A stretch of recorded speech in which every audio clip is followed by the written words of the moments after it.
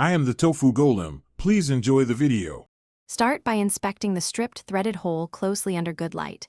Confirm the hole is stripped and the original fastener will not hold. Measure the original thread size precisely, for example M6 or #10-32. Check wall thickness around the hole and confirm it is at least 3.5 mm thick to accept an insert. Clean the hole of debris with compressed air or a small brush. Use a center punch if alignment is questionable before drilling a pilot hole. Select a helicoil or threaded insert size to restore the original thread dimensions. Drill the hole to the manufacturer recommended size, for example 6.5 mm for an M6 insert. Clean chips and verify perpendicular alignment before tapping. Tap the hole slowly using the correct tap, keeping the tool perfectly square to the surface.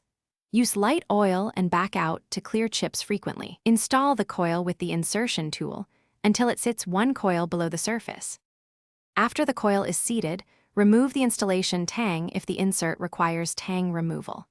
Clean the area and confirm the insert is flush or one coil below the surface.